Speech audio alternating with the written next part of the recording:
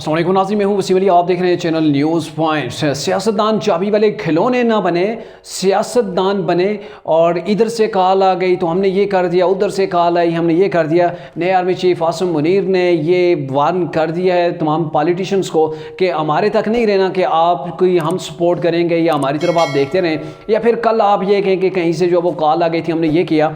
क्या मामला था, कहाँ पर इनकी ये सारी डिस्कस हुई, क्या क्या इनसे सवालात हुए, ये आपको बताएंगे। लेकिन साथ में एक और न्यूज़ है जो आज की इस व्लॉग के अंदर आपके साथ डिस्कस करनी है। वो ये है कि बिलावल भुट्टो और साबिक आर्मी चीफ जो हैं कमर जावेद बाजवा, उनके दरमियान थोड़ी सी तल्ख कलामी हुई थी। किस वजह से हुई थी और कब ये तल्ख कलामी हुई उसके ऊपर भी बात करेंगे। लेकिन इससे पहले मेरी होगी गुजारिश, अगर आप हमारे चैनल पर नए हैं या फिर अभी तक आपने हमारे चैनल को सब्सक्राइब नहीं किया तो काइंडली हमारे चैनल को सब्सक्राइब भी कर लीजिए और बेल आइकन को ज़रूर प्रेस कीजिएगा। नाज़रीन, नए आर्मी चीफ को ये स्टेटमेंट देना पड़ी क्योंकि आपने देखा कि पिछले कुछ टाइम से बहुत ज़्यादा जो है वो इदारे को कंट्रोवर्शियल बनाने की कोशिश की गई है। और जो साबिक आर्मी चीफ थे कमर जावेद बाजवा, जैसे ही वो रुखसत हुए, रिटायर हुए, उसके बाद इसकी चीज़ के ऊपर बहुत ज़्यादा डिस्कस शुरू हो गई है कि इदारा कहाँ पर खड़ा है, आर्मी चीफ जो साबिका थे उनका किरदार क्या रहा है। और इसी के हवाले से मोन सिलाई और उनके जो वालिद हैं यानी कि बड़े चौधरी साहब, चौधरी परवेज़ इलाही साहब, उन्होंने भी कुछ ऐसे इंकशाफात किए कि हमें कॉल करके कहा गया आप इमरान खान के साथ हैं। तो ये सारा जो सिनेरियो था उसके बाद डेफिनेटली ये सवाल बनते थे। और GHK के अंदर एक वर्कशॉप थी, वहाँ पर आर्मी चीफ जो मौजूद थे, तो वहाँ पे एक शॉर्ट सा सेशन हुआ जिसके अंदर उनसे कुछ सवालात किए गए। क्या सवालात हुए वो आपको बताते हैं। जो मेन अहम जो सवालात थे उनके क्या उन्होंने जवाब दिए वो आपको एक एक करके जो है वो उनके पॉइंट्स बताते हैं। पहला सवाल तो ये किया गया कि आपकी न्यूट्रलिटी कब से शुरू हुई और कब तक ये चलेगी या फिर कब तक जो है वो ख़त्म हो जाएगी। तो इसके ऊपर आर्मी चीफ ने ये कहा, पहली बात तो ये है कि जनरल बाजवा ने ज़ाहिर है ऐलान किया था कि हम जो है वो अब न्यूट्रल हैं। तो इन्होंने यहाँ पे उसी सिनेरियो को सामने रखते हुए ये कहा कि इदारा ने ए पोलिटिकल रहने का जो फैसला किया है ये जनरल बाजवा साहब का अकेले नहीं था, बल्कि जो लोग आर्मी के करीब हैं वो बेहतर जानते हैं कि आर्मी के अंदर एक प्रॉपर सिस्टम होता है। जब भी हमने कोई फैसला लेना होता है तो इसके ऊपर जो है वो आर्मी के अंदर बड़े पैमाने के ऊपर डिबेट होती है।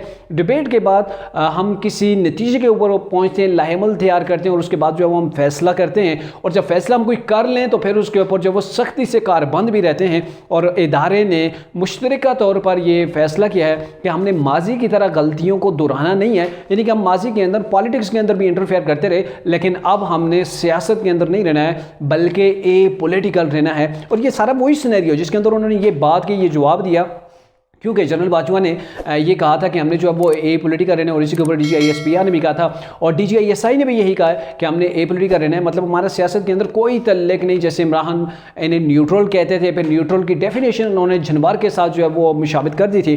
तो ये वही सारा सिनेरियो जिसको क्लोज किया जा रहा है।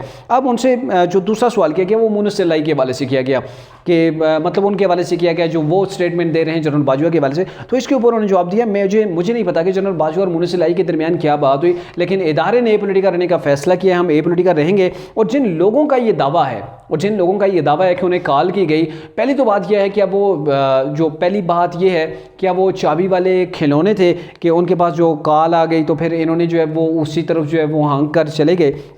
साथ में उन्होंने ये कहा कि अगर उन्हें डिक्टेट नहीं किया गया, अगर उन्हें धमकी नहीं देगी तो फिर वो अपना दिमाग इस्तेमाल करें, वो सियासतदान बने, चाबी वाले खिलौने न बने। उनका अपना भी सेंस होना चाहिए। आपको कोई धमकी नहीं मिली, आपको कोई डिक्टेट नहीं कर रहा कि आपके पास एक कॉल आती है तो आप इधर से निकल के उधर, उधर से निकल के इधर, मतलब आप तो एक किस्म के मतलब अगर उनकी जो बात की अगर डेफिनेशन की जाए तो ऐसा तो नहीं होता ना कि आप एक सियासतदान हैं, आपका एक अपना ज़मीर भी होता है और आपके पास एक अपना विजन होता है। आपने विजन को लेके आगे बढ़ना होता है, ना कि आप इंतज़ार करें कि बड़े घर से कब फ़ोन आएगी तो बड़े कार को जो है वो हमने लपे कहना है, यस सर कहना है, और उसके बाद वो जिधर कहेंगे आंखें बंद करके छलांग लगा देंगे। इतने तो बच्चे आप भी नहीं है ना, आप ये भी ना समझना कि आप इतने बच्चे हैं, लोगों को आप सिखा रहे हैं कि हमें फ़लाँ तरफ से कॉल आई थी इसलिए हमने जो फ़लाँ का साथ दिया था।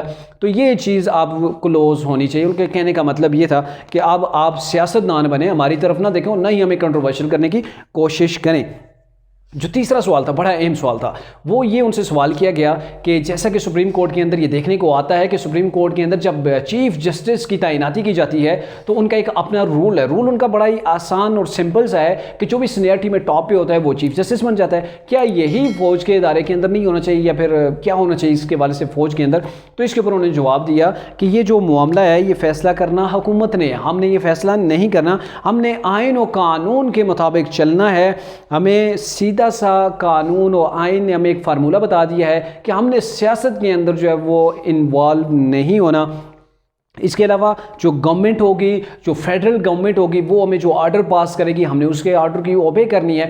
और हमसे अगर कहीं पर जो वो इनपुट हमसे ली गई या हमसे मांगी गई तो हम राय दे सकते हैं, गाइडलाइन नहीं दे सकते। बड़ा अहम पॉइंट है यहाँ पे कि हम राय दे सकते हैं कि यहाँ पर ये होना चाहिए, अगर ये हुआ तो ये हो सकता है, बट ये कि हम गाइडलाइन नहीं दे सकते कि आपने यही करना है, अगर ये नहीं करेंगे तो यहाँ से ये हो जाएगा, ये हम नहीं कर सकते। हमें फेडरल गवर्नमेंट के हम जो है वो उनके अंडर हैं, वो जो हमें कहेंगे हमने वही करना है।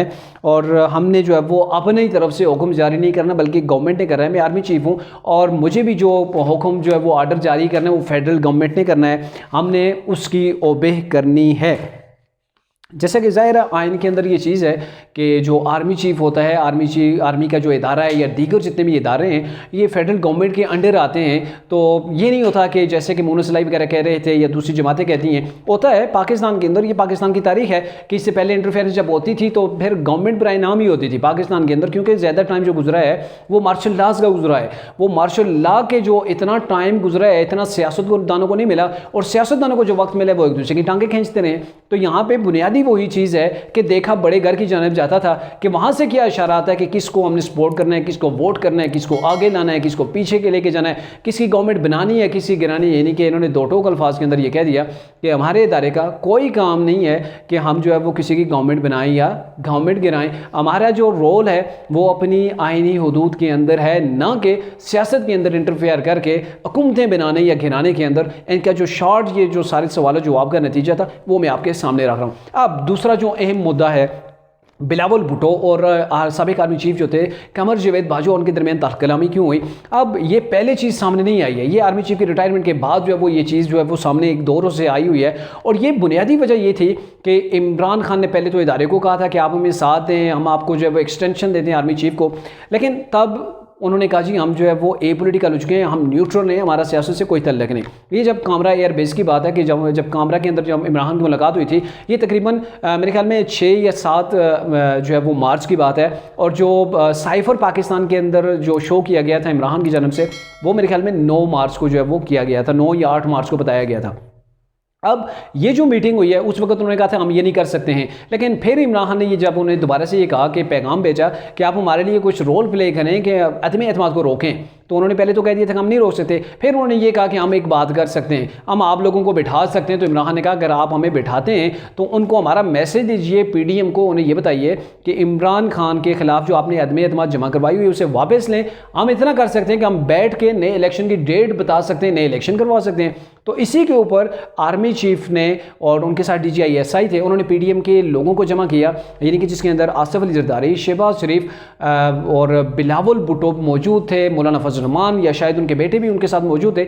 ये लोग वहाँ पे मौजूद थे और इनकी मौजूदगी के अंदर जब ये बात हुई कि इमरान खान चाहते हैं कि हम नए इलेक्शन की डेट दे देंगे, लेकिन साथ में ये होना है कि आपने अदम एतमाद को वापस लेना है, हम नए इलेक्शन करवा देते हैं, इमरान खान का ये कहना है। तो इसके ऊपर ये कहा जा रहा है, आर्मी चीफ ने ये कहा है, जो साबिक आर्मी चीफ थे उन्होंने ये कहा है कि शहबाज शरीफ ने कहीं पर वो मुस्बत जो है वो चीज़ पेश की कि वो कहीं पर जो है वो एग्री हो रहे थे कि अगर इमरान खान ऐसा करता है हम अदम एतमाद वापस ले लेते हैं और नए इलेक्शन के अंदर चले जाते हैं। लेकिन वहाँ पर जो बाजीद रहे आर्मी चीफ ने जो बताया है उनके मुताबिक आसिफ अली जरदारी, बिलावल भुट्टो, मौलाना फजल रहमान ने कहा है जी ये शख्स काबिल भरोसा नहीं है, ये यहाँ पर भी हमसे धोखा करेगा, दगा देगा, तो इसलिए बेहतर यही है कि हम जो है वो अदम एतमाद हमने जो जमा करवाई है हमने उससे पीछे नहीं हटना है। तो इसके ऊपर जब थोड़ा सा ज़्यादा जोर दिया गया आर्मी चीफ की जानब से कि भाई ये मामला सॉल्व हो रहे हैं, कर लें या कुछ भी उन्होंने जो कहा होगा, तो इसके ऊपर बिलावल भुट्टो ने कहा जनरल साहब अगर आप हमें ऐसे डिक्टेट करते हैं, आप हमें पुश कर रहे हैं कि हम ज़बरदस्ती जो है वो अदम एतमाद की जो तहरीक है उसे वापस लें और इमरान खान के साथ बैठकर बात करें, तो ये जो आप बात कर रहे हैं ना, अगर आप हमें पुश कर रहे हैं, बाजी दें या हम पर ज़बरदस्ती कर रहे हैं, तो इट्स मीन कि हमें फिर अवाम के पास जाना पड़ेगा कि आप हमारे साथ ज़्यादती कर रहे हैं, इस चीज़ को हम लेके अवाम के अंदर जाएंगे। तो वहाँ पे जो DGISI जो बैठे हुए थे उन्होंने ये कहा जी जनरल साहब बस कर दें, हमारा जो काम था हमने कर दिया, हमने जो बताना था वो बता दिया, अब हमने इससे आगे तजावज़ नहीं करना है। अच्छा, ये जो मामला है ये 26 मार्च का है, यहाँ पे मामला तो इनकी बात डिस्क्लोज हो गई, फिर उसके बाद वो मामला आगे नहीं बढ़े जो इमरान की ऑफर थी। ये 26 मार्च का है और फिर इमरान खान ने साइफर जो लहराया वो मेरे ख्याल में रावलपिंडी के जलसे के अंदर 27 मार्च या 28 मार्च को लहराया। अब देख लें कि इमरान खान किस चीज़ का इंतज़ार कर रहे थे।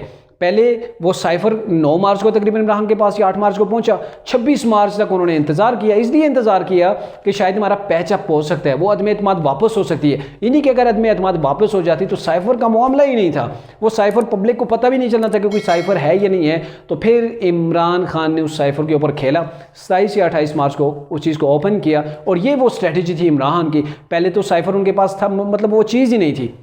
ये बाद में साइफर को इसलिए लाया गया क्योंकि इमरान के पास मजबूरी रह गई थी, क्योंकि उसने कोई बयानिया उसके पास नहीं था जो डेवलप करके पब्लिक के अंदर जाना था, पब्लिक से जो वो हमदर्दियाँ समेटनी थी। और यहाँ की पाकिस्तान की पब्लिक का भी यही आलम है कि वो एंटी एस्टेब्लिशमेंट आप नारा लगा दें, एंटी अमेरिका आप नारा लगा दें, आपके पास बिल्कुल कुछ भी ना हो, आपके पास कारकर्दगी सिफर हो, आपने मुल्क को जो है वो उसका कबाड़ निकाल के रख दिया हो, लेकिन आप जब ये नारा लगाएंगे तो आवाम ने ये नहीं देखना कि वाकई में ये अमेरिका के एंटी अमेरिका है, या फिर ये बैकडोर चैनल के जरिए ये जो है इस्टेब्लिशमेंट के भी पाँव पकड़ता है, एंटी अमेरिका के बजाय ये प्रो अमेरिकन बंदा है। वो भी ये चीज़ नहीं देखते, सिर्फ डायलॉग देखते हैं, और इमरान खान ने खुलकर भी इस चीज़ के ऊपर खेला।